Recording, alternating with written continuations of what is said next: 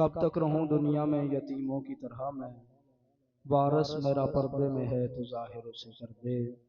اے رب جہاں پنجتن پاک کا صدقہ، اس قوم کے دلوں کو غم شبیر سے بھر دے۔ اللہم صلی علی محمد و علی محمد وعجل فرجہ۔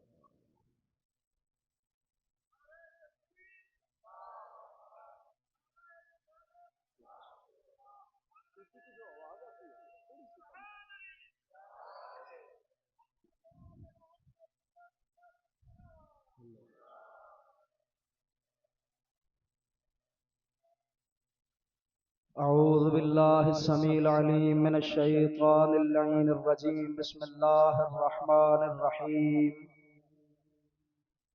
الحمد للہ الرفیع الاوفاء الذی خلق سماوات العلا، الذی خلق فسوا والذی قدر فہدا، والذی اخرج المرعى فجعلہ غثاء احوا، والصلاة والسلام على صاحب نعمة العظمى والمحجة الكبرى، النبي الأمي المكي المدني الابته التهامي، السيد البهي والسراج المضيء والكوكب الدري، صاحب الوقار والسكينة، المدفون بأرض مدينة بالقاسم محمد،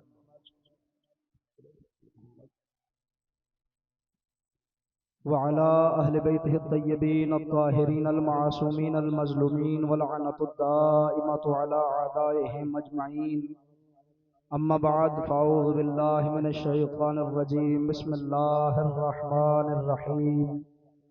أفغير دين الله يبغون وله أسلم من في السماوات والأرض طوعا وكرها وإليه يرجعون. صلوات.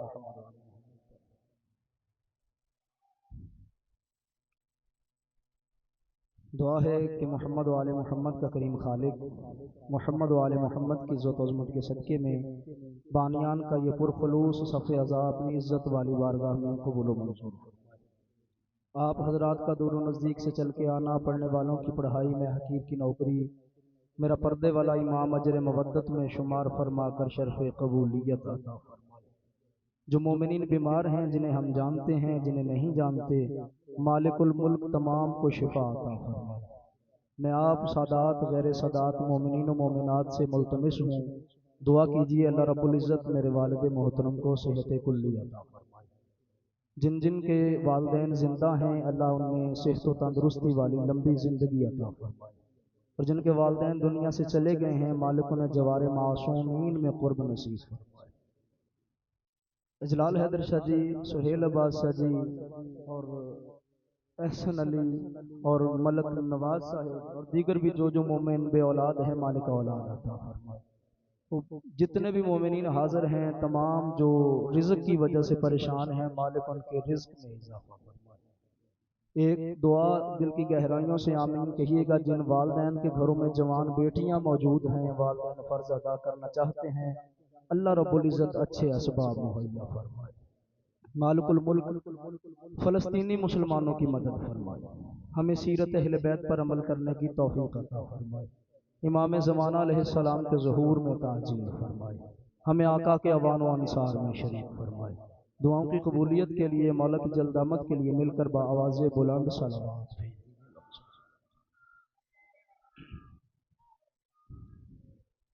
اجازت ہے جی میں گفتگو شروع کروں؟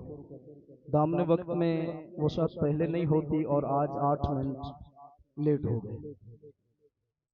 آپ میرے مزاج سے یقیناً واقف ہو چکے ہیں، میں سلسلہ گفتگو وہیں سے شروع کرتا ہوں جہاں میں نے پچھلے دن چھوڑا ہوتا ہے۔ تو کل میں نے سلسلہ گفتگو اس مرحلے پر چھوڑا تھا کہ جس طرح حضرت نوح علیہ السلام نے اللہ کی وحی کے مطابق اللہ کی نظروں کے سامنے کشتی کو بنایا، اور پھر وہ کشتی اللہ نے کشتی نجات قرار دی، اور اس کشتی کو اللہ رب العزت نے عالمین کے لیے اپنی نشانی قرار دی، جس کے لیے جو آیت میں نے پڑھی تھی، میں آج پھر اس آیت کے لفظوں پر آپ کی توجہ خصوصی چاہتا ہوں۔ اللہ رب العزت نے ارشاد فرمایا فَأَنْجَيْنَاهُ وَأَصْحَابَ السَّفِينَةِ، فرمایا ہم نے نجات دی نوح کو اور کشتی کے صحابیوں کو۔ یقیناً اگر آپ کل موجود تھے جو مومن انہوں نے یاد ہوگا، ہم نے نجات دی نوح کو اور کشتی کے صحابیوں کو۔ دیکھیے شاہ صاحب قبلہ آج چھٹی مجلس ہے، اور آج مجھے پہلا بندہ میرے مجمع میں ایسے نظر آ رہا ہے جو سید بھی ہے اور حافظ قرآن بھی ہے۔ آپ ذرا میری مدد فرمائیے گا۔ دیکھیے جہاں آیت غلط پڑھوں آپ مجھے ٹوک دیجیے گا۔ فرمایا فَأَنْجَيْنَهُ وَأَصْحَابَ السَّفِينَةِ، آپ حیران ہو کہ نہ دیکھیں آپ ہی کا سید بھائی ہے۔ ہاں بس میں تو تھوڑی مدد لے لوں گا، کیونکہ اولاد بطول سے مدد لینی چاہیے۔ میں شاہ صاحب سے تھوڑی مدد لوں گا، شاید جہاں آیت غلط پڑھوں تو پھر مجھے ٹوکیے گا۔ اور جو مومنین، اگر کوئی مومن عربی لغت جانتا ہو تو جہاں میں ترجمہ غلط کروں وہ بھی مجھے روک سکتا ہے۔ فرمایا فَأَنْجَيْنَاهُ وَأَصْحَابَ السَّفِينَةِ، ہم نے نجات دی نوح کو اور کشتی کے صحابیوں کو، نجات دی نوح کو اور کشتی کے صحابیوں کو۔ مالک ہونا تو یہ چاہیے تھا تو کہتا میں نے نجات دی نوح کو اور نوح کے صحابیوں کو، نوح کو نجات دی اور نوح کے صحابیوں کو نجات دی۔ عجب نہیں جواب ملے گا، اس کشتی میں جانور بھی سوار تھے، اس کشتی میں پرندے بھی سوار تھے، اور اس کشتی میں انسان بھی سوار تھے۔ اور فرمایا اگر میں نجات دیتا نوح کی وجہ سے، پھر میں کہتا کہ میں نے نوح کے صحابیوں کو نجات دی، میں نے نجات دی ہے کشتی کی وجہ سے، لہذا کشتی کے صحابیوں کو نجات ملی۔ جملہ میں کل کہہ گیا تھا، آج آپ کی یاد دہانی کے لیے پھر دہرا دوں۔ اب یہ نہ دیکھنا کہ نبی کے زندگی میں نبی کے ساتھ مخلص کون ہے، نبی کی زندگی میں نبی سے وفادار کون ہے، دیکھنا یہ ہے نبی کے بعد علی کا وفادار کون ہے۔ اس لیے کہ اللہ نے نوح کے صحابیوں کو نجات نہیں دی، کشتی کے صحابیوں کو نجات دی ہے۔ میں خطیب ہوں، میں خطابت کی باریکیوں سے واقف ہوں۔ میں نے کل ایک آیت مجیدہ جان بوجھ کے چھوڑی تھی، اور وہ آپ کے بچوں کو بھی یاد ہے۔ آج آیت میں انشاءاللہ پڑھوں گا تو پھر نتیجہ نکلے گا۔ فرمایا وَاصْنَعِ الْفُلْكَ بِأَعْيُنِنَا، اے نوح کشتی بنا میری آنکھوں کے سامنے، وَوَحْيِنَا، میری وحی سے بنا، یعنی کشتی نوح بنی اللہ کی آنکھوں کے سامنے اور اللہ کی وحی سے بنی۔ اب آئیے چلتے ہیں ذرا سورہ مبارکہ نجم کی طرف۔ اللہ فرماتا ہے وَالنَّجْمِ إِذَا هَوَىٰ مَا ضَلَّ صَاحِبُكُمْ وَمَا غَوَىٰ وَمَا يَنطِقُ عَنِ الْهَوَىٰ إِنْ هُوَ إِلَّا وَحْيٌ يُوحَىٰ۔ کل میں نے وَمَا رَمَيْتَ إِذْ رَمَيْتَ وَلَٰكِنَّ اللَّهَ رَمَىٰ پڑھی تھی کہ اللہ نے کہا نہیں کینکریاں پھینک، جب پھینک دی تو اللہ فرماتا ہے میں نے پھینکی ہے۔ کیوں؟ فرمایا میں نے ایک بار کہہ دیا، جو رسول کرتا ہے وہی کے مطابق کرتا ہے۔ اب رسول نے علی کو مولا بنایا تو پتہ چلا کہ رسول علی کو مولا بنائیں گے وحی کے مطابق۔ یا اللہ کشتی نوح بنی وحی سے تیری آنکھوں کے سامنے، اور یا اللہ یہ علی مولا کیسے بنا؟ اگر آپ چپ نہ کرتے تو میں ایک آیت پڑھ کے آگے گزر جاتا، میں 3 پڑھوں گا جناب۔ ما ینطق عن الہویٰ، جو بھی میرا رسول بولتا ہے وہی سے بولتا ہے۔ یعنی اب جب رسول بولے سمجھو رسول نہیں بول رہا، اللہ بول رہا ہے۔ یہ جو نبی کی زبان ہے نا، یہ گویا نبی کی زبان نہیں، یہ اللہ کی زبان ہے۔ میرا رسول اس زبان سے جسے بلائے سمجھو اللہ نے بلایا ہے، جسے اٹھائے اللہ نے اٹھایا ہے، جسے سلائے اللہ نے سلایا ہے، جسے اپنی بارگاہ سے نکال دے گویا اللہ کی بارگاہ سے رد کر دیا گیا۔ اب زبان رسالت ہے اللہ کی زبان، جو رسول کہے سمجھو اللہ بول رہا ہے۔ اب آئیے چلتے ہیں سورہ مبارکہ فتح کی آیت نمبر 10 کی طرف۔ اللہ فرماتا ہے کہ حبیب جب یہ لوگ تیری بیعت کر رہے تھے، ان الذین یبایعونک انما یبایعون اللہ، حبیب یہ تیری بیعت نہیں، یہ اللہ کی بیعت ہے۔ کیوں؟ ید اللہ فوق ایدیہم، ان کے ہاتھوں کے اوپر تیرے ہاتھ نہیں، اللہ کے ہاتھ ہیں۔ اب نبی کی زبان اللہ کی زبان، نبی کے ہاتھ اللہ کے ہاتھ۔ میرے نبی کی پوری زندگی میں جہاں نبی نے کام ہاتھ سے کر کے دکھایا وہاں زبان کو حرکت نہیں دی، جہاں زبان کو حرکت دی وہاں ہاتھ کو حرکت نہیں دی۔ ایک ہی موقع ہے، زبان سے قول کہہ رہے تھے، ہاتھ سے اشارہ کر رہے تھے۔ من کنت مولا ہو فہذا علی مولا ہو، گویا علی کا مولا نبی نے نہیں بنایا، اللہ نے بنایا ہے۔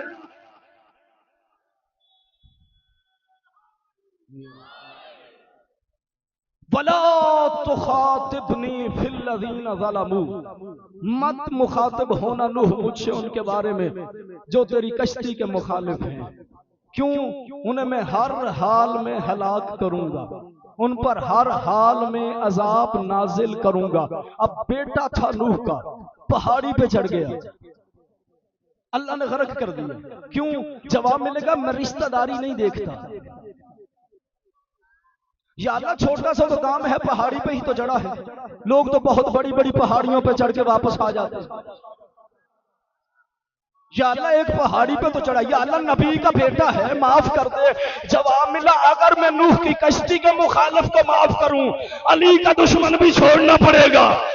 फरमाया ना मैं उस कश्ती का मुखालिफ छोड़ूंगा, ना अली का दुश्मन छोड़ूंगा। अब देखिए जैसे वो कश्ती बनी वही के मुताबिक इधर भी इरशाद हुआ, या अय्युहर रसूल बल्लिग मा उनज़िला इलैका मिर रब्बिक व इन लम तफ़अल फमा बल्लगत रिसालतह वल्लाहु यासिमुका मिनन नास वल्लाहु ला यहदिल कौमल काफिरीन। अच्छा सारे आए हैं हज नबी के पीछे पड़ के, अल्लाह फरमाता मैं काफिरों को हिदायत नहीं देता। हज नबी के पीछे और अल्लाह काफिर कह रहा है। पता चला अगर बंदा अली को छोड़ दे, काबे पे भी मर जाए तो काफिर मर जाता।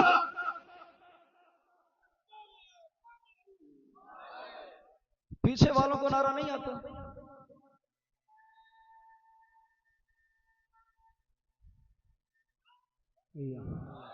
अच्छा जब नूह नबी ने जब कश्ती बना ली ना, कश्ती बन गई तो सबको आवाज दी। जो सबसे ऊपर वाला हिस्सा था ना कश्ती का, उसमें इंसान थे। जो उससे नीचे वाला हिस्सा था उसमें परिंदे थे। जो सबसे नीचे वाला हिस्सा था उसमें हैवानात, बाकी यानी हलाल जानवर भी और परिंदे भी सारे उसी में थे। जब नूह नबी ने आवाज दी सारे आए। एक बकरी ने आने में थोड़ा नखरा किया। सैयद जितने बैठे हैं ना, अगर आपने इस बात पर दुआ ना दी तो फिर मुझे दुख होगा। गैर सादात से मुझे कोई गिला नहीं। बकरी ने आने में थोड़ा नखरा किया। नूह नबी ने उसे दुम के पास से पकड़कर जोर से चलाया तो फिर चली, आ गई कश्ती में। थोड़ा नखरा किया।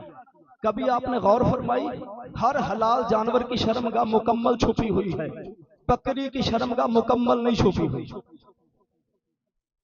मैं आपकी हैरानगी मैंने देख ली जनाब, लेकिन आप मेरे लफ्जों पे तवज्जो फरमाइएगा। मैं उस बंदे का जामिन हूं जो मेरे लफ्जों पे गौर करे। जो लफ्जों पे गौर ना करे मैं उसका जामिन नहीं हूं। हर हलाल जानवर की शर्मगाह मुकम्मल छुपी है, बकरी की शर्मगाह मुकम्मल नहीं छुपी हुई। अल्लाह ने मैं नूह में सजा दूंगा। या अल्लाह किस बात की? फिर मैं कश्ती में आई है, आने में थोड़ा तरद्दुद किया है, चूंकि हलाल है इसकी शर्मगाह मुकम्मल बरहना नहीं रखूंगा, लेकिन चूंकि तेरे पास तेरी कश्ती में आने में थोड़ा तरद्दुद किया, सजा दूंगा। इसकी शर्मगाह मुकम्मल छुपी हुई नहीं होगी। तो गौर फरमाया आपने, जो कश्ती नूह का मुखालिफ निकला, जिसने आने में थोड़ा तरद्दुद किया, अल्लाह ने सजा के तौर पे उसकी शर्मगाह को बरहना कर दिया। फिर मैं जैसे बकरी को मैंने सजा दी क्योंकि उसने नूह की कश्ती छोड़ी, फिर मैं जैसे कश्ती बनी मेरी वही से, अली मौला बना मेरी मर्जी से। जो अली को छोड़ेगा यहां भी जलील करूंगा, आखिरत में भी जलील कर।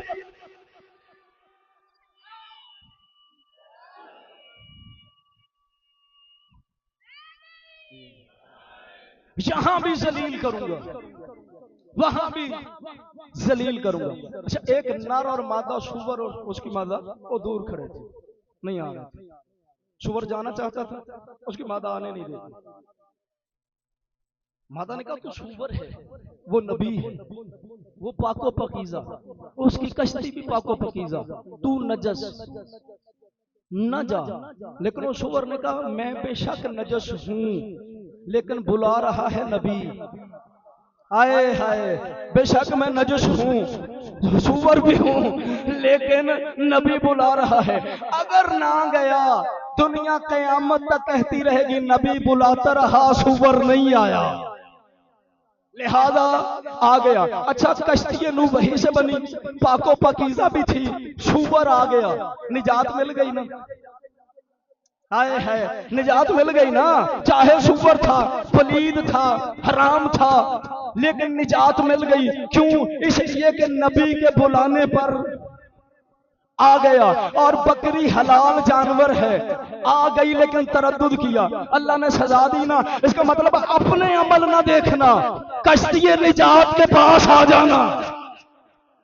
جی میں سمجھتا ہوں شاید شہید آیتیں تھیں جنہوں نے حضرت حر کو یہ درس دیا کہ اپنے گناہ نہ دیکھ، حسین کشتی نجات ہے۔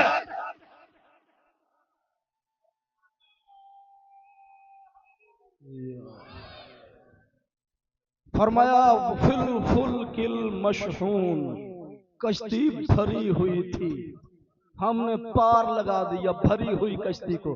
ثم اغرقنا بعد الباقین، جو کشتی سے پیچھے رہے انہیں ہم نے غرق کر دیا۔ ان فی ذالک لآیہ، اس کشتی میں ہماری نشانیاں۔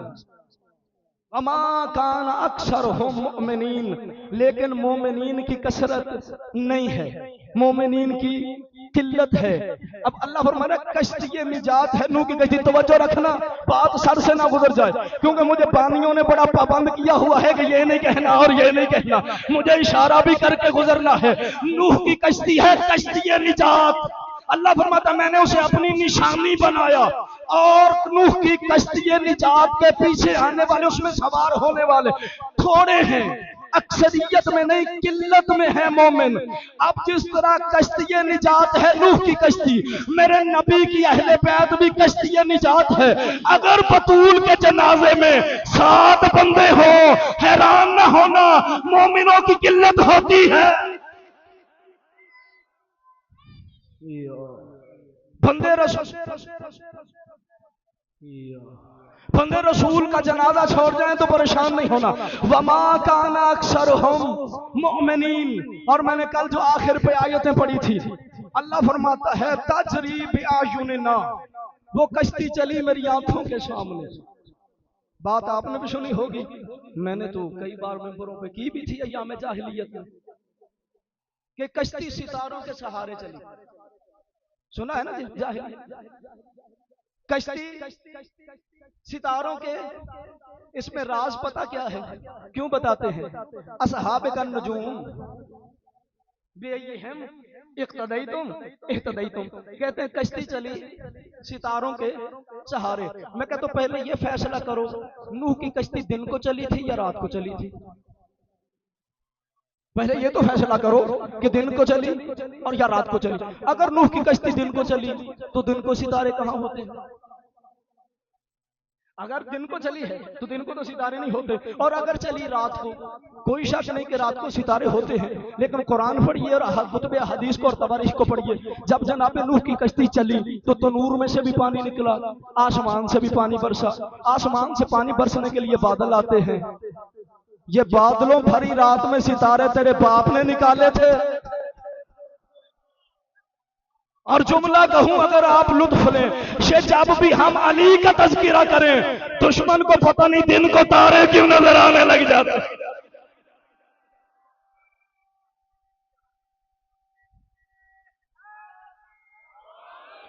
اللہ نے فرمایا چونکہ یہ بکری حلال جانور ہے، اس کی شرمگاہ کو مکمل برہنہ نہیں کرتا، آدھی چھپی ہوگی۔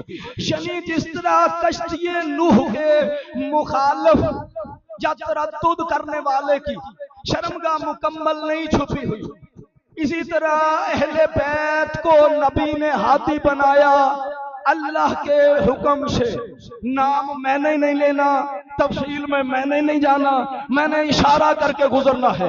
ایک جنگ میں میرے مولا علی نے بندے پہ حملہ کیا، وہ جب گھوڑے سے گرا اس نے الٹا ہو کے، یارو جسے بات کی سمجھ آ گئی ہے تو بولے نا جسے سمجھ، اس نے، کسی نے اگر کتاب نہیں پڑھی نا تو شہید کوفہ دیکھ لینا، مل جائے گا وہ بندہ۔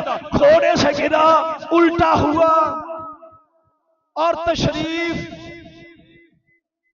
لے نہیں گیا، تشریف بے نقاب کی۔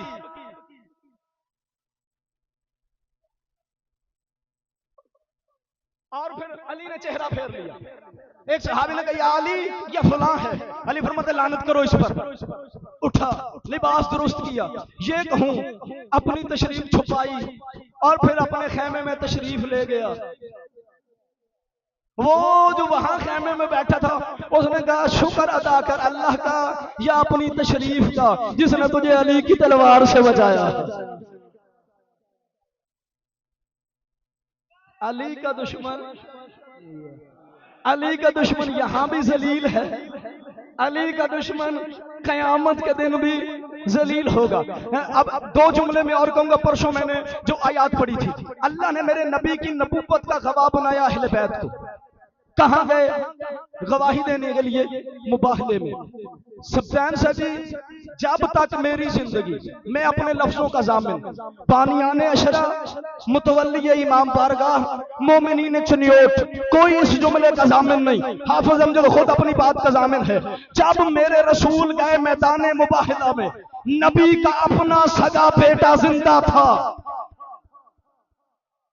حضرت ابراہیم 1 سال 27 دن کے تھے. 26 یا 28 دن نکلے، میں مجرم. نبی کا اپنا سگا بیٹا 8 ہجری میں پیدا ہوا، 27 شوال کو، اور 24 ذوالحج کو سن 9 ہجری میں مباہلہ ہوا. 10 ہجری میں حضرت ابراہیم کی وفات ہوئی، 10 شوال المکرم کو. 8 ہجری میں نبی کا بیٹا پیدا ہوا، 10 ہجری میں فوت ہوا، 9 ہجری میں مباہلہ ہوا. یعنی مباہلے والے دن نبی کا اپنا سگا بیٹا زندہ اور موجود تھا. لیکن نبی لے کے نہیں گئے، لے کے گئے حسن اور حسین کو. گویا نبی نے مباہلے والے دن بتا دیا، اور جب میرا بیٹا حسن اور حسین کے برابر نہیں، کسی اور کا بیٹا برابر کیسے ہو؟ علمی ذمہ داری میری ہے. میری بات علمی طور پہ اپنی بات کا میں خود ضامن. 10 ہجری میں وفات ہوئی جناب ابراہیم کی. اور دوسری بات، میں نے جب یہ روایت پڑھی، اللہ میرے مرشد کا سایہ میرے سر پہ سلامت رکھے، میں جو کچھ بھی ہوں انہی کی دعاؤں سے ہوں. صبح مجھے پوچھنے لگے، آواز سے پتہ چل گئے سوئے نہیں رات؟ میں نے کہا نہ سجی. کیوں؟ میں نے کہا ساری رات اسی روایت نے مجھے پریشان رکھا. سوچتا رہا نبی اپنے بیٹے کو لے کے کیوں نہیں گئے؟ نبی کا بیٹا ہے، محمد مصطفیٰ کا بیٹا ہے، نبی لے کے کیوں نہیں گئے؟ پھر جو مجھے جواب ملا، میں سمجھتا ہوں جواب وہاں سے آتے ہیں. جو مجھے جواب ملا، گویا نبی یہ بتانا چاہتے تھے کہ ابراہیم کی ماں حسنین کی ماں جیسی نہیں، ابراہیم کی ماں حسنین کی ماں جیسی نہیں ہے، اور جب نبی کی اپنی بیوی بطول جیسی نہیں ہے. اور بیوی سیدہ دعا کرنا، بیوی بھی وہ جس میں سے اولاد ہے، جس میں سے رسول کی اولاد ہے. جب وہ بطول جیسی نہیں تو جو خالی گود لے کے چلی گئی وہ بطول جیسی.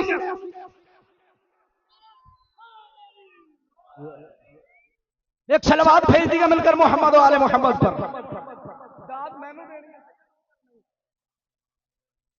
اللہ آپ کو سلامت رکھے.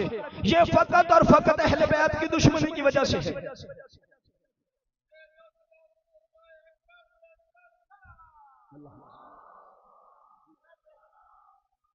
کشتی نوح بنی اللہ کی وحی سے.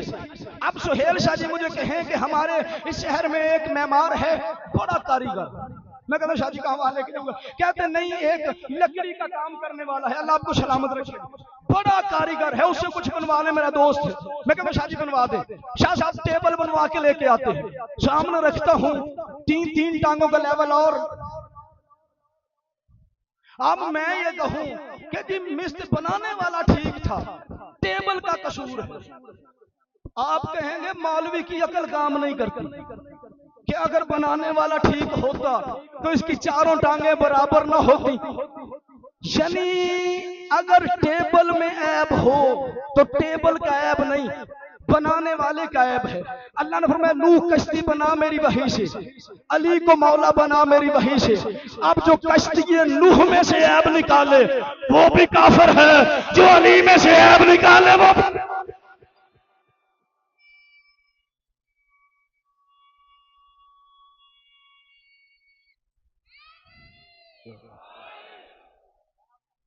سورہ مبارکہ ابراہیم آیت کا نمبر 21، گھر جا کے چیک کیجئے گا. اللہ فرماتا ہے وَبَرَزُوا لِلَّهِ جَمِيعًا. میں آیت جو پڑھنے لگوں آیت کو ذرا پچھلی 2 دن کی گفتگو سے ملائیے گا ضرور. کشتی نوح بنی اللہ کے حکم سے، علی مولا بنے اللہ کے حکم سے. اب جو کشتی نوح کا دشمن ہے، گویا وہ کشتی نوح کا دشمن نہیں، اللہ کا دشمن ہے. جو علی کا دشمن ہے، گویا وہ علی کا دشمن نہیں، وہ اللہ کا دشمن ہے. اب سورہ مبارکہ ابراہیم آیت کا نمبر 21، اللہ فرماتا ہے وَبَرَزُوا لِلَّهِ جَمِيعًا، قیامت کے دن میں اپنے سارے دشمن اکٹھے کروں گا. فَقَالَ الَّذِينَ اسْتُضْعِفُوا، تو وہ کہیں گے جو کمزور تھے. یہ اس مستضعفو کا جو ترجمہ کیا گیا کہ اطاعت کرنے والے کہیں گے. فَقَالَ الَّذِينَ اسْتُضْعِفُوا لِلَّذِينَ اسْتَكْبَرُوا، اطاعت کرنے والے ان سے کہیں گے جن کی اطاعت کرتے تھے. فَهَلْ أَنْتُمْ مُغْنُونَ مِنْ عَذَابِ اللَّهِ مِنْ شَيْءٍ، کیا آج تم ہمیں اللہ کے عذاب سے تھوڑا سا بچا سکتے ہو؟ نہیں، آیت میں پڑھ گیا، ترجمہ کر دیا، میں اپنے لفظوں میں ترجمہ آپ کو سناتا ہوں. اللہ فرماتا ہے وہ جو اتباع کرتے تھے ان سے کہیں گے جن کی اتباع کرتے تھے آج ہمیں اللہ کے عذاب سے بچاؤ، آج ہمیں اللہ کے عذاب سے بچاؤ. شادی پہلے ایک مجلس میں یہ آیت میں نے پڑھی تھی اور مجھے بعد میں ایک مولوی صاحب میرے دوست تھے غیر شیعہ تھے، انہوں نے کہا جی آیت تو ہے پر پڑھنی نہیں چاہیے. آیت تو ہے پر ابھی وہ زمانہ نہیں آیا جب قرآن پڑھنے پہ پابندی لگے. میں روایت اسی لیے نہیں پڑھتا کہ کوئی روکے نہ کہ یہ پڑھنی ہے یہ نہیں پڑھنی، میں آیت پڑھتا ہوں جناب. اللہ فرماتا ہے وہ جو اتباع کرتے تھے ان سے کہیں گے جن کی اتباع کرتے تھے کہ ہم تمہاری پیروی کیا کرتے تھے، آج ہمیں اللہ کے عذاب سے تھوڑا سا بچاؤ، تھوڑا سا. توجہ میری طرف رہے گی تو پھر بات کا لطف آئے گا. اللہ فرماتا ہے یہ وہ کہیں گے جو اتباع کرتے تھے آج اللہ کا عذاب تھوڑا سا ہم سے ہٹا دو. تو وہ جن کی اتباع کرتے تھے وہ کہیں گے قالوا لو ہدان اللہ لہدیناکم، اگر ہمیں اللہ ہدایت دیتا تو پھر ہم تمہیں ہدایت دیتے. اللہ ہمیں ہدایت دیتا تو ہم تمہیں ہدایت دیتے. اس کا مطلب ہے اگر عذاب جہنم سے بچنا ہے پیروی اس کی کرو جو اللہ نے ہادی بنا کے بھیجا، اور جو خود ہدایت کا محتاج ہو اسے ہادی نہ بناؤ. اگر تمہارے پاس کوئی ہے تو دکھاؤ، ہمارے پاس 12 موجود ہیں اور جنہیں تم ہادی بتاتے ہو نا اگر وہ جنت کے ضامن بنتے تو ایک حضرت اپنے بیٹے سے یہ نہ کہتے کہ حسن سے لکھوا کے لے.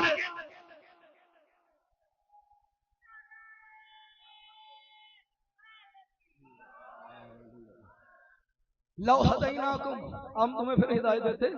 لو ہدان اللہ، اگر ہمیں اللہ ہدایت دیتا. اچھا یہاں ڈنڈی مارنے کے لیے ترجمہ کیا گیا کہ سیاست دانوں سے، میں سیاسی بندہ نہیں اور سیاسی گفتگو کرنا بھی نہیں چاہتا، کہ وہ جو قوم میں بڑے بڑے ہوتے ہیں نا ان سے ان کے جو غریب طبقہ ہے وہ کہے گا ہماری آج مدد کو اور آج ہمیں اللہ کے عذاب سے بچاؤ. لیکن آیت کا جو اگلا حصہ اس نے بات واضح کی، وہ کہیں گے لو ہدان اللہ لہدیناکم، ہمیں اللہ ہدایت دیتا تو پھر ہم تمہیں ہدایت دیتے. وہ کہیں گے آج ہمارے لیے برابر ہے.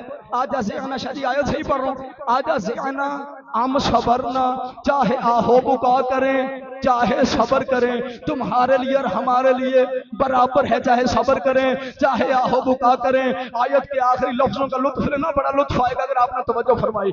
اگر آہو بکا کریں یا صبر کریں دونوں باتوں میں آج برابر ہیں کیونکہ فائدہ کوئی نہیں. کیوں؟ وہ کہیں گے مالنا میں محیص، کریں کیا، یہاں تو بھاگنے کی جگہ بھی نہیں ہے. مالنا میں محیص، آج تو بھاگنے کی جگہ بھی نہیں ہے.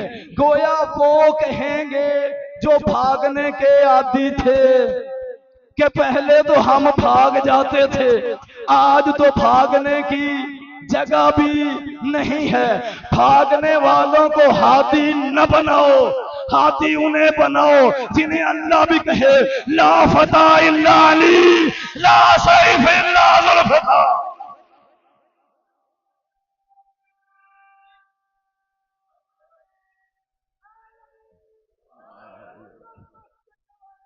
علی علی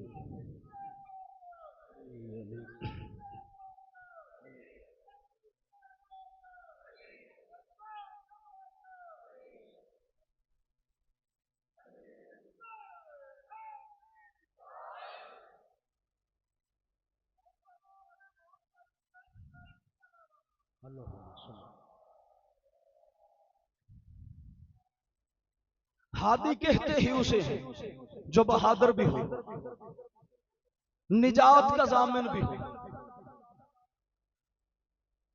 ہادی کہتے ہی اسے ہیں بہادر بھی ہو، نجات کا ضامن بھی ہو۔ تمہارے پاس کوئی ایسا ہو تو ہمیں دکھاؤ، جنہیں ہم مانتے ہیں ان کے ہاں 6 ماہ کا بچہ بھی نجات کا ضامن ہے۔ اس خاندان کا ششماہا بھی نجات کا ضامن ہے۔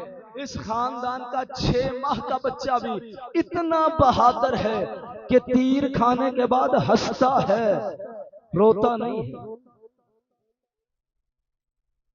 اصغر ہے تو کیا ہوا ہے تو علی نہیں۔ لازم نہیں کہ بہادری کے لیے علی ہو اور اکبر ہی ہو، بس علی ہے۔ 6 ماہ کا ہے تو کیا ہوا، بہادر۔ عزیزان محترم، امام جعفر صادق علیہ السلام کا مہمان خانہ تھا۔ جیسے آپ مجلس کے بعد بحث کرتے ہیں نا کہ فلاں خطیب نے فلاں روایت ٹھیک نہیں پڑھی، امام علیہ السلام کے مہمان خانے میں مومن بیٹھے بحث کر رہے تھے کہ امام حسین علیہ السلام کو سب سے زیادہ مشکل کس لاش پر پیش ہے۔ ایک مومن نے کہا قاسم کی لاش کے ٹکڑے میرے مولا نے بڑی مشکل سے چنی تھی۔ دوسرے مومن نے کہا بات تو تیری بھی ٹھیک ہے، لیکن اس سے زیادہ مشکل مولا کو تب پیش آئی جب غازی کے بازو اٹھا۔ تیسرے مومن نے کہا بات تیری ٹھیک ہے، لیکن اس سے زیادہ مشکل مولا کو تب پیش آئی جب اکبر کی لاش پہ۔ مومن باتیں کر رہے تھے، اندر سے امام علیہ السلام یوں باہر تشریف لائے کہ گریبان میرے مولا کا چاک، سر پہ امامہ نہیں، آنکھوں میں آنسو۔ مولا فرماتے ہیں مجھ سے پوچھو میرے دادے حسین کو کہاں مشکل پیش۔ مومن تو ماتم کرنے لگ گئے، مولا آپ بتائیے۔ فرمایا سوائے اون و محمد کے ہر شہید کی روح امام حسین کی گود میں نکلی، سوائے اون و محمد۔ اور مولا فرماتے ہیں تم جانتے ہو حکم شریعت ہے کہ جب کوئی مرنے والے کے پاس ہو تو جب مرنے والے کی روح قبض ہو رہی ہو تو اس کے منہ میں تھوڑا تھوڑا پانی ڈالتے رہو۔ مولا جانتے ہیں۔ فرمایا جب بھی کسی شہید کی پیاسی روح نکلنے لگتی تھی میرا دادا حسین اپنا چہرہ پھیر تاکہ میں اس کی پیاسی روح نکلتی ہوئی اپنی آنکھوں سے نہ دیکھوں۔ مولا ٹھیک ہے۔ امام فرماتے ہیں سب سے زیادہ مشکل میرے دادے حسین کو علی اصغر پر پیش آئی۔ مومنین کہنے لگے مولا وہ تو بہت چھوٹا تھا۔ فرمایا جتنا چھوٹا تھا میرے دادا حسین کو اتنی بڑی مشکل میں ڈال گیا۔ مولا کیسے؟ فرمایا جب بھی کسی شہید کی پیاسی روح نکلنے لگتی تھی میرا دادا حسین اپنا چہرہ پھیر لیتا تھا۔ فرماتے ادھر علی اصغر موت کی ہچکی لینے لگا، علی اصغر کی روح بدن کو چھوڑنے لگی۔ فرمایا میرا دادا حسین اپنا چہرہ پھیرنے لگا، علی اصغر نے چھوٹے چھوٹے ہاتھ امام حسین کی داڑھی پہ رکھے۔ فرمایا بابا چہرہ بعد میں پھیرنا، پہلے بیٹے کا آخری سلام لے لے۔ بابا چہرہ بعد میں پھیرنا، پہلے پیاسے بیٹے کا آخری سلام لے لے۔ امام فرماتے علی اصغر واحد شہید ہے جس کی پیاسی روح نکلتی میرے دادے نے اپنی آنکھوں سے۔ جلسہ ایک ہوا ہندوستان میں امام حسین کے نام پر، سادات عظام اس میں غیر مسلم شاعر بھی شامل تھے۔ مسلم شاعر آئے اور شعر پڑھتے رہے۔ ایک ہندو شاعر آیا، اس نے ایک بات کی شعر نہیں پڑھا، اس نے ایک بات کی پورا جو مجمع تھا ٹکریں مارتا رہا، اسی پر وہ کانفرنس ختم ہو گئی۔ اس ہندو نے یہ کہا مسلمانوں نے تیر اس بچے کو مارا جسے یہ بھی نہیں پتا تھا تیر کھانے کے بعد رویا جاتا ہے یا ہنسا جاتا ہے، کیونکہ تاریخ کے لفظ ہیں علی اصغر کو تیر لگا فتبسم علی اصغر مسکرانے۔ बड़ी मुश्किल पेश आई मेरे मौला हुसैन को अली असगर की लाश पर। और ये भी जुमला जब खेमे में आए ना तो इमाम हुसैन से आलिया बीबी ने पूछा, फरमाया हुसैन अकबर गया तो यूं चीखे मार के धाड़े मार के नहीं रोया, हुसैन गाजी गया तो यूं धाड़े मार के नहीं रोया, कासिम के टुकड़े उठाए तो यूं धाड़े मार के, जिनकी छोटी छोटी औलाद है जो मातम करने आए हो। बीबी फरमाती है सारे गए, हुसैन तो यूं धाड़े मार के नहीं रोया। हुसैन असगर के लिए क्या ऐसा मामला पेश आया तू धाड़े मार के रोता है? मौला फरमाते ये सोच के रो रहा हूँ जालिम ने तीर तब मारा जब मैं असगर का बोझा लेने लगा था और मैं अपने लाल का बोझा लेने के लिए झुका हुआ था और मला का तीर मेरे बेटे की गर्दन चीर तब जालिम ने तीर मारा जब मैं असगर का चेहरा चूमने। खेमे में बुलाया बीबी रुबाब ने, फरमाया मौला मेरे बेटे को मैदान ले जाएं, फरमाया रुबाब तैयार कर दे। ये जुमला मेरी माँ बहनों के लिए, जब बच्चे ने बाप के साथ जाना हो ना, माँ चेहरा धुलाती है, माँ लिबास बदलती है, माँ सर में कंघी करती है। बीबी रुबाब अपने खेमे में ले गई। असगर की माँ के पास पानी तो था नहीं, बीबी ने अपने चेहरे के सामने असगर को करके रोना शुरू किया। जो आंसू बीबी के गिरे अली असगर के चेहरे पर, बीबी ने उसी से अपनी चादर का पल्लू गीला किया, अली असगर का चेहरा अपने आंसुओं से धुलाया, दो कुर्ते पहनाए, कमर बंद पहनाया, छोटी सी तलवार हमायल की ला के इमाम हुसैन के हाथों पे रखा। इमाम फरमाते हैं अली असगर की माँ गर्मी बहुत ज्यादा है, तूने बेटे को दो कुर्ते क्यों पहनाए हैं? बीबी ने फरमाया मौला मैं जानती हूँ मेरा असगर जाएगा जिंदा वापस नहीं आएगा, मौला जब जालिम तीर मारेगा थोड़ा सा खून निकलेगा, दो कुर्ते इसलिए पहनाए जब तीर लगे असगर का खून निकले, ऊपर वाला कुर्ता उतार लेना, नीचे वाले कुर्ते समेत अली असगर को दफन कर लेना। मौला फरमाते ऊपर वाला कुर्ता क्या करना है?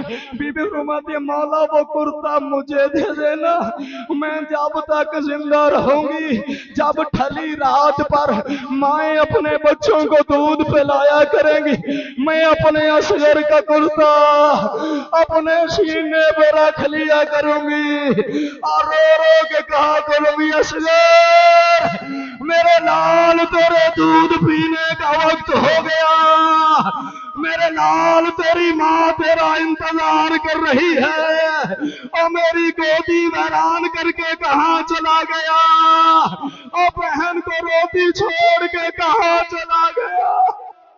हमारा एक कुर्ते से अली असगर को दफन कर देना, दूसरा कुर्ता अली असगर का मुझे दे देना, जब तक जिंदा रहूंगी अली असगर का कुर्ता अपने पास संभाल के रखूंगी। अल्लाह जब बीबी रुबाब की शहादत हो गई ना, दफन करके बीबी रुबाब को इमाम सज्जाद घर वापस तशरीफ लाए।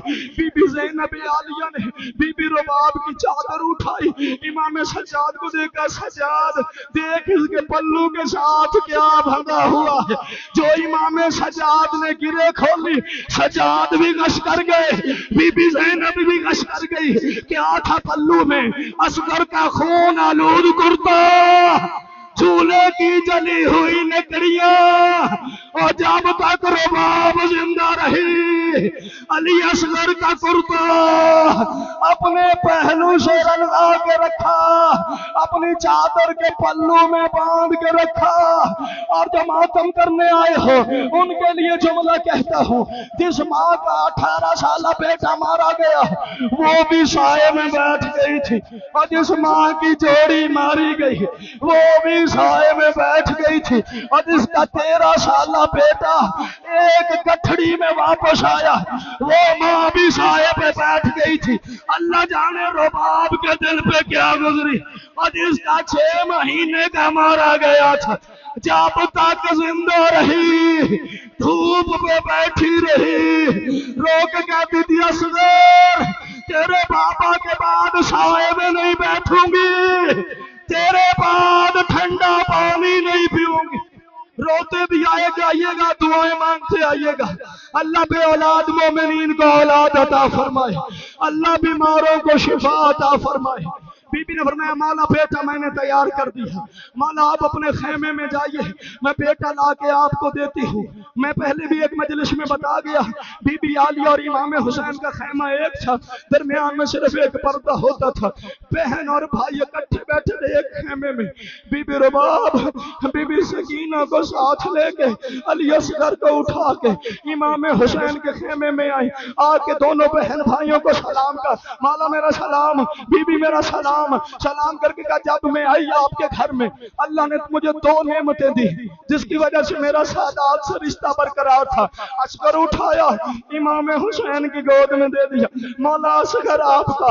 بی بی سکینہ کی انگلی پکڑی, بی بی زینب کے ہاتھ میں پکڑائی, فرمایا مولا اصغر آپ کو دے دیا.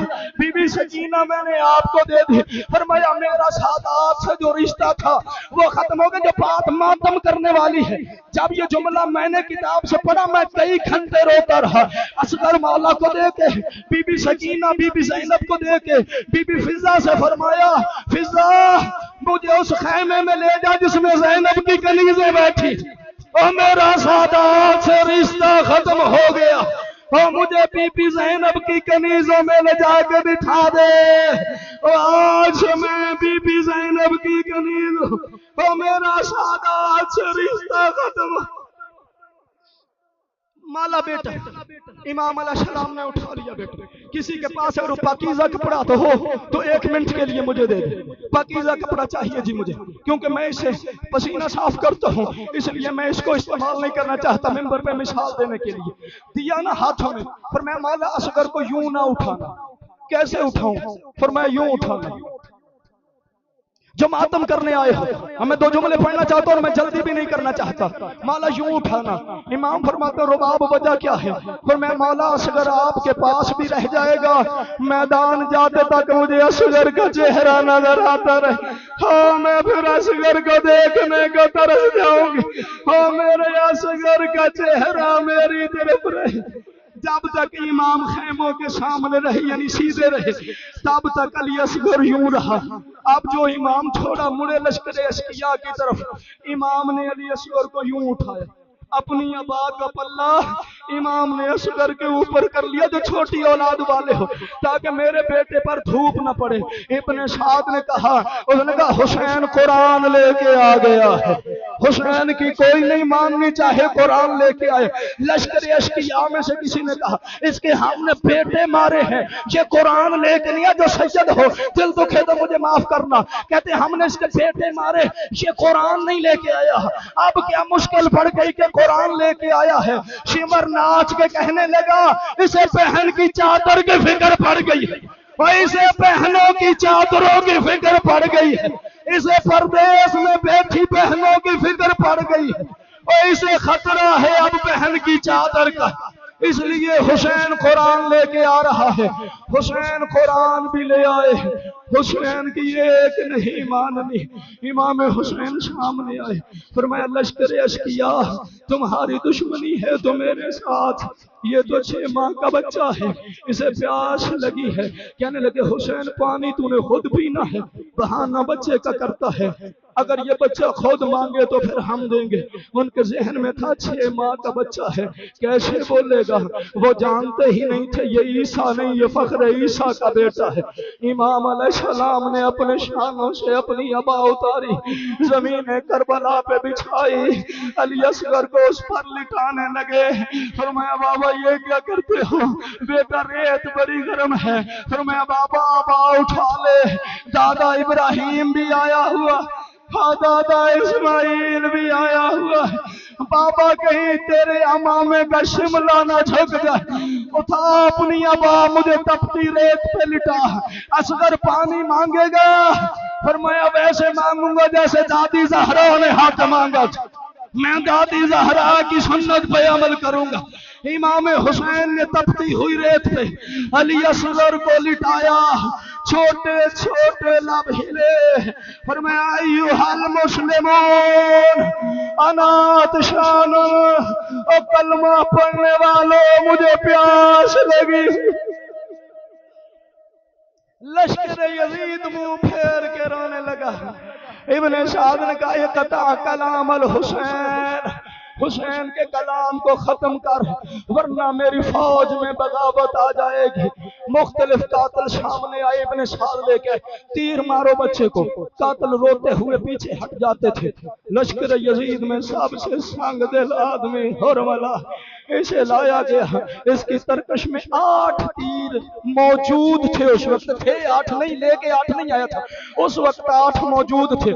इसने 7 तीर तीर कमान में रखे। तीर खींचता था, हाथ कांप जाता था, तीर छूट जाता था, जमीन पे गिर जाता था। इब्ने साद ने कहा तू इतना बड़ा तीर अंदाज है, एक बच्चे को तीर नहीं मार सकता। जो सैयद जादियां बैठी हैं, दिल दुखे तो मुझे माफ कीजिएगा। हुरमला ने कहा मेरे पास आ। इब्ने साद करीब आया। हुरमला ने कहा जब मैं तीर खींचूं हुसैन की पोस्ट के पीछे जो काली कनात वाला खैमा है, उस खैमे की तरफ देखना। अब जो हुरमला ने तीर खींचा, इब्ने साद ने देखा उस खैमे का पल्ला उठता था।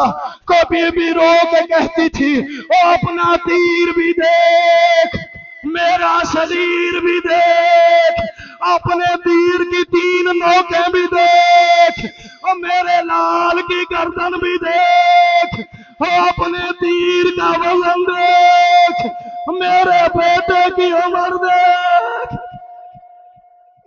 अपना तीर देख, मेरा लाल भी देख। अगर 1 मिनट मुझे मेरा से खास तवज्जो दे तो 3 जुमले में आज को आपको आयतुल्लाह अबुल कासिम खोया अल्लाह मकामहू के सुनाता हूँ। वो फरमाया करते थे हुरमला ने जो तीर मारा उस तीर का वजन 10 किलो था। जो फरमाइएगा, मातम करने के लिए बात काफी हो जाएगी। बुजुर्गों खोई साहब फरमाते हैं 6 महीने का बच्चा ज्यादा से ज्यादा कितना वजन होगा उस बच्चे का। फरमाते बच्चा भी वो जिसकी उम्र 6 महीने। 2 मुहर्रम से अली असगर को माँ का दूध नहीं मिला, 7 मुहर्रम के बाद पानी नहीं मिला। अब जरा अंदाजा कीजिए जो बच्चा 8 दिन से भूखा हो, 3 दिन से प्यासा हो, उसका कितना वजन रह गया होगा। आयतुल्लाह खोई फरमाते थे असगर का वजन 2 किलो था, हुरमला ने जो तीर मारा उसका वजन 10 किलो था। और फरमाते तीर वो मारा जो मैदान जंग में हाथी को मारा जाता था। तीर वो मारा जब कातिल तब मारता था जब कातिल का मकसद होता था कि तीर मकतूल के जिस्म का कुछ हिस्सा अपने साथ ले जाए। इमाम जाफर सादिक फरमाते हैं अगर मेरा दादा असगर की लाश ना संभालता और जहां तक तीर जाना था असगर की लाश तीर के साथ मेरे दादे हुसैन ने संभाल लिया तो अली असगर का लाशा वहां रुक गया। तीसरा जुमला कोई सा फरमाते हुरमला ने तीर खड़े होकर नहीं मारा, घुटना जमीन पे टेक के मारा है। चौथी बात कोई सा फरमाते उसने 10 दिन और 10 रातें उस तीर को जहरे हलाहल में बुझाया था। ख्वाजा फरमाते उस तीर में इतना जहर था अगर पानी में मिलाया जाता पूरा कूफा मर जाता। अब उसने जो तीर मारने का इरादा किया तरकश में तीर रखा, उसने तीर खींचा, पीछे से आवाज आई असगर मैं तीर अंदाज हूं, मैं देख रही हूं इसका निशाना गलत है। असगर तेरा बाबा जख्मी ना हो, अगर ज़हरा के बेटे को तीर लग गया मैं क्या मुंह दिखाऊंगी नबी को कि अल्लाह का नबी मेरे बेटे के होते हुए हो तेरा बेटा जख्मी हो गया। असगर तेरे बाबा को तीर न लगे, असगर तेरे बाबा को तीर न लगे वरना मैं ज़हरा को क्या मुंह दिखाऊंगी, मैं नबी को क्या मुंह दिखाऊंगी। असगर अभी जब तुझे तीर लगेगा तू कौसर पे नाना नबी के पास पहुंचेगा, तुझे दादी ज़हरा कौसर पिलाने आएगी। असगर बाबे से पहले कौसर न पीना, असगर बाप का इंतजार कर लेना। हाँ तेरा बाबा बड़ा प्यासा है, हाँ तेरा बाबा बड़ा जख्मी है, असगर बाबा से पहले कौसर न पीना। میں غیر سید ہوں، میں مکمل شہادت پڑھ ہی نہیں سکتا، میرے جگر میں اتنا حوصلہ ہی نہیں ہے میں علی اصغر کی شہادت پڑھوں۔ اللہ کسی مومن کی گود کو خالی نہ رکھے، اللہ آپ کو اولاد نرینہ عطا فرمائے۔ بچوں کا درد بچوں والے جان، بچے کو کانٹا چبھ جائے نا، ماں باپ کو ساری ساری رات نیند نہیں آتی۔ یہی وجہ ہے بازار میں ایک عورت نے دیکھ کے کہا تھا، یہ جس بچے کے پاس سے دودھ کی بو آتی ہے اس کی ماں تو مر گئی ہوگی، اس کی ماں تو زندہ نہیں رہی ہوگی۔ بی بی سکینہ نے قریب آ کے فرمایا تھا، سوچ نہیں میں بھی زندہ ہوں، میری اماں بھی ساتھ ہو، میں بھائی کے سر کے ساتھ ساتھ آ رہی ہوں۔ علی اصغر کو جو تیر لگا، امام زمانہ فرماتے ہیں فَذَبَحُوهَا مِنَ الْأُذُنِ إِلَى الْأُذُنِ، ایک کان سے دوسرے کان تک ذبح کر دیا۔ امام حسین تیر کھینچ رہے تھے، تیر کی نوک باہر آنے لگی، علی اصغر مسکرا رہے تھے۔ فرمایا اصغر مسکراتے کیوں ہے؟ فرمایا بابا نعمت ملی ہے جس وجہ سے مسکراتا ہوں۔ اصغر کون سی نعمت ملی؟ فرمایا بابا میری ماں شہید کی ماں بن گئی ہے، ہاں میری اماں شہید کی ماں بن گئی ہے۔ اصغر دوسری وجہ مسکرانے کی کیوں مسکرایا؟ فرمایا بابا دوسری وجہ یہ ہے، ہر آدمی یہ چاہتا ہے جب مجھے موت آئے تو میرے سامنے میرے دادا علی کا چہرہ ہو۔ بابا ادھر مجھے تیر لگا اور میں نے دیکھا میرا دادا علی سامنے کھڑا ہوا تھا، میرے دادے کا امامہ اترا ہوا تھا، ہاتھ پھیلا کے مجھے کہتا تھا اصغر میں تجھے ساتھ لے جاؤں، اصغر میں تجھے اپنے پاس دفن کر لوں گا، اصغر دادا کے ساتھ نجف چلا جا۔ بابا میرا دادا علی مجھے لینے کے لیے آئے، علی اصغر کی روح پرواز کر گئی، امام حسین لے کے چلے واپس خیموں کی طرف۔ علی اکبر وہ شہید ہے جس کی شہادت پہ ایک بی بی خیمے سے باہر آئی ہے، لیکن علی اصغر وہ شہید ہے جس کی شہادت پر 2 بیویاں خیمے سے باہر آئی ہیں۔ علی کی دونوں بیٹیاں، ایک علی اکبر کی شہادت جناب زینب علی اکبر کی شہادت پہ آئی تھی، بی بی ام کلثوم آئی علی اصغر کی شہادت پہ باہر، اور دوسرا بی بی رباب باہر آئی۔ امام حسین لاش لے کے پہنچے نا جو خیموں کے قریب، آگے سے دوڑ کے بی بی ام کلثوم خیمے سے باہر آئی، فرمایا حسین اصغر مجھے دے۔ بی بی نے لیا ہاتھوں پہ اور فرمایا حسین میں یہ کیا دیکھ رہی ہوں، تیر گردن پہ لگا ہے، اصغر شکم تک شہید ہو گیا۔ فرمایا میری اماں جائی قاتل کا تیر ہی اتنا بڑا تھا اور جو گردن پہ لگا وہ شکم تک آ گیا تھا۔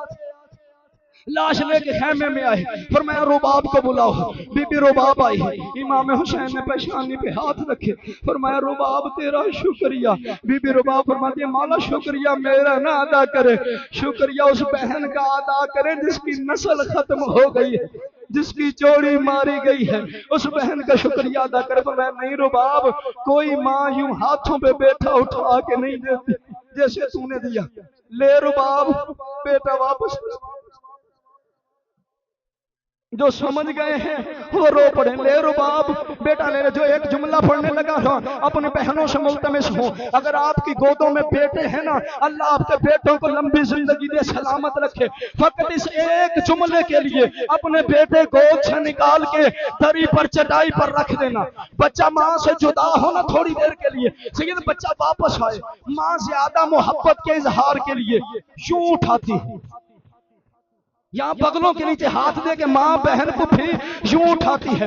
اصغر پہلی مرتبہ ماں سے جدا ہوا تھا، علی اصغر پانی پی کر واپس آیا، بی بی رباب نے دونوں ہاتھ یہاں بغلوں میں رکھے، یوں جو ہاتھوں پر اٹھایا علی اصغر کی کٹی ہوئی گردن ایک طرف کو لڑک گئی، بی بی نے ایک ہاتھ سر کے نیچے رکھا، دوسرا دھڑ کے نیچے رکھا، بوسا دیا، فرمایا اصغر ماں کو معاف کرنا، مجھے پتا نہیں تھا یوں اٹھانے کے قابل نہیں رہا، میرے لال مجھے نہیں پتا تھا، اور تجھے امت نے یوں پانی پلا، میرے لال اپنی ماں کو معاف کر دینا۔ امام حسین نے فرمایا رباب آدھا حصہ کربلا میں تیرا ہے، آدھا حصہ میرا ہے، کام دو ہے، ایک کام میں کرتا ہوں، دوسرا کام رباب تو کر۔ بی بی نے فرمایا مولا جو آسان کام ہے وہ آپ کر لیں، جو مشکل کام ہے وہ مجھے دے دیں۔ کون سے کام ہے؟ امام فرماتے ہیں اصغر کا جنازہ اٹھاؤ یا علی اصغر کی قبر بناؤ۔ فرمایا مولا قبر بنانا مشکل کام ہے، میں قبر بنا لیتی ہوں، آپ بیٹے کا جنازہ اٹھائیں۔ فرمایا آپ رباب اگر تو نے قبر بنائی زمانہ قیامت تک کہتا رہے گا اتنا غریب تھا حسین جو مائیں بیٹوں کی قبریں بناتی رہ گئی۔ رباب تو اصغر کا جنازہ اٹھا، رباب میں اصغر کی قبر بناتا ہوں۔ ذوالفقار سے قبر بنانی شروع کی۔ ذوالفقار نے کہا مولا میں تیرے بابے کے دشمنوں کے لیے آئی تھی، ہمیں علی کے پوتوں کی قبریں بنانے کے لیے تو نہیں آئی تھی۔ عزادارو قبر بنا رہے تھے، چوتھے آسمان پہ جبریل تھا، اس نے تاج اتار کر پھینکا، یا اللہ میں بھول گیا ہوں یا یہ وہی حسین ہے جس کو میں جھولا جھولایا کرتا تھا، آواز توحید آئی یہ وہی ہے، یا اللہ اجازت ہے میں اسے بیٹے کی قبر بنا دوں۔ اللہ نے فرمایا یہ عباس کے علاوہ کسی سے مدد نہیں لیتا۔ جبریل نے عباس کی شکل بنائی، حسین کی پشت کے پیچھے آگے کھڑا ہوا، پشت کمر پہ ہاتھ رکھ کے کہنے لگا ہٹ جائیے بیٹوں کی قبریں نہیں بناتے۔ میرے امام نے دیکھا، فرمایا میں بھولنے والی ماں کا بیٹا نہیں ہوں، تو جبریل ہے، میں حسین ہوں، میں بھولنے والی ماں کا بیٹا نہیں۔ جبریل جلدی کر یا کربلا سے نکل جا یا عباس کی صورت نہ بنا۔ جبریل نے کہا مولا کیا ہوا؟ فرمایا کہیں تجھے غازی سمجھ کے میری زینب خیمے سے باہر نہ آ جائے۔ جبریل جلدی کر کربلا سے چلا جا اور میری زینب تجھے دیکھ کے خیمے سے نکل آئے گی۔ جبریل میں خود قبر بنا لوں گا۔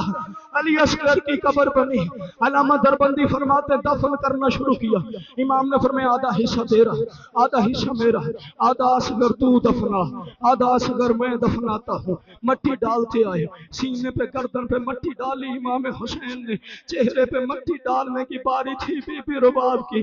دربندی فرماتے بی بی رباب نے 7 مرتبہ ہاتھوں میں کربلا کی گرم ریت اٹھائی، کبھی مٹی دیکھتی تھی،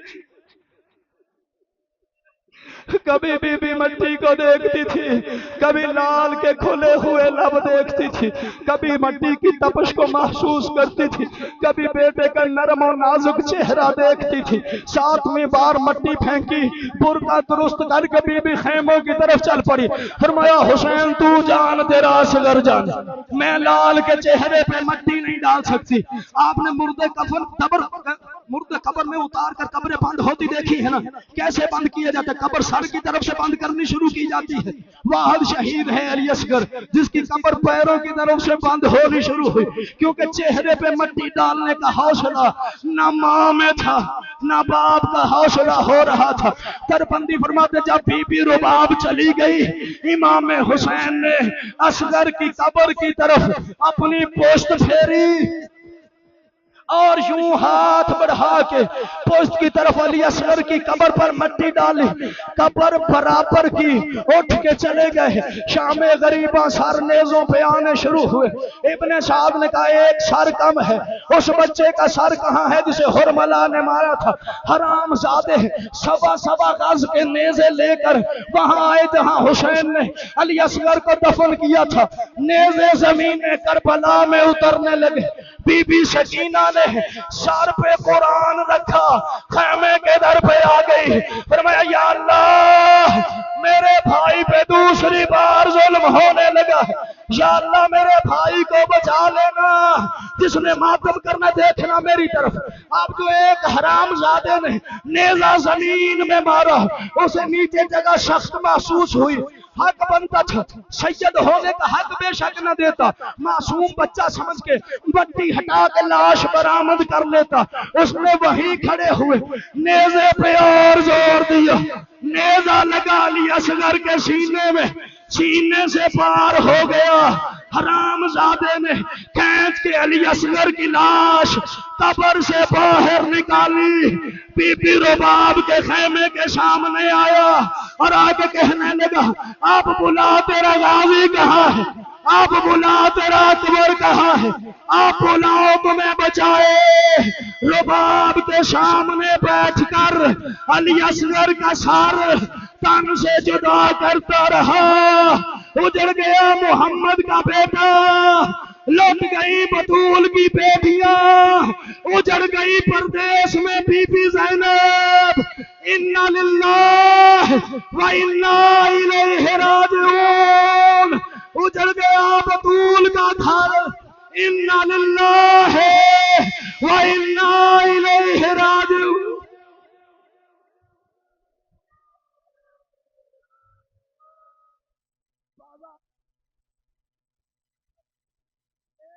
سن جانا زندگی کا پتہ کوئی نہیں۔ بازار کوفہ میں بی بی رباب رونے لگی۔ امام سجاد نے پوچھا اماں کیا ہوا؟